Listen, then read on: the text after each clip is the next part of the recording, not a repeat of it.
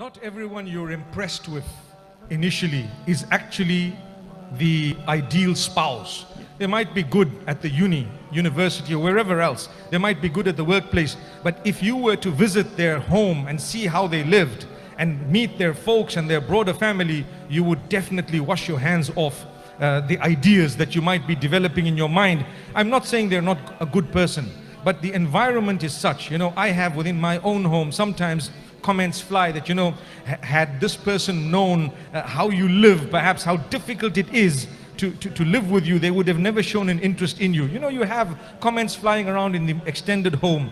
And so it is quite true that sometimes we meet them at a common place where everything in that particular place is connected to a certain topic that is of concern to both of us. So for us, it seems so good, mashallah. Wait, you haven't seen the real them. When they're not made up, number one. When they're just get up early in the morning.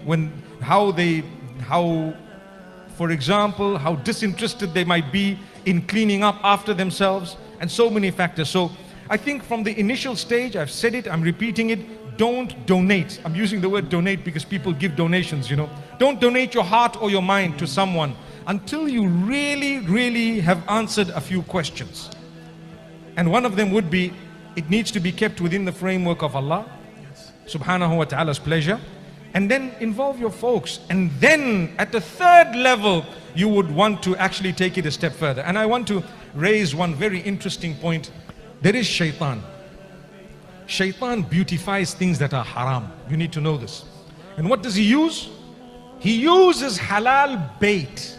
When you go fishing, what we do is we get the best bait, right? And we have a rod and we cast. It's in, mashallah.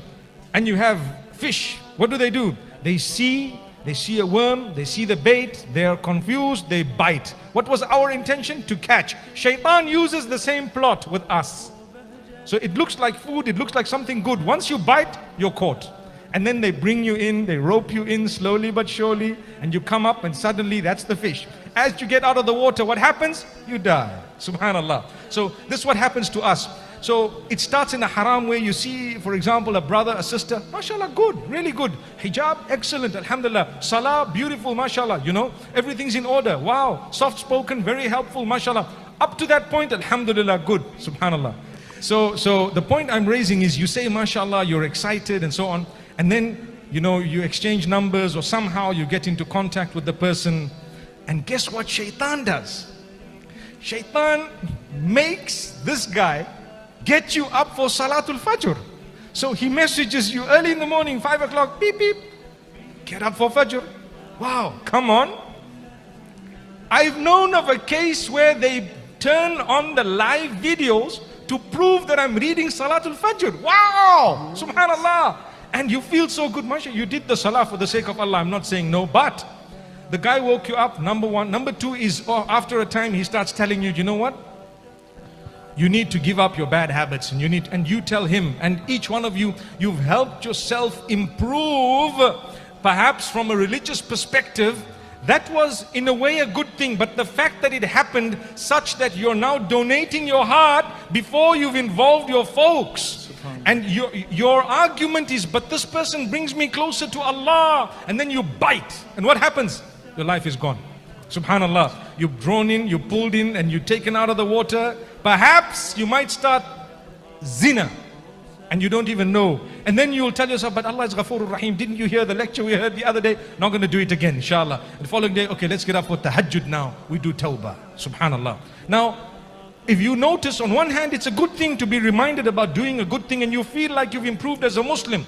But because you gave your heart away, that was shaitan's plan. So that's why Allah tells us, involve a third party. And make sure that the person doesn't abuse or use intentionally or unintentionally. Sometimes it's unintentional. I do know you have a genuine relationship. You really believe someone's good. They've helped you with your project. They might have helped you at school. We're being realistic here.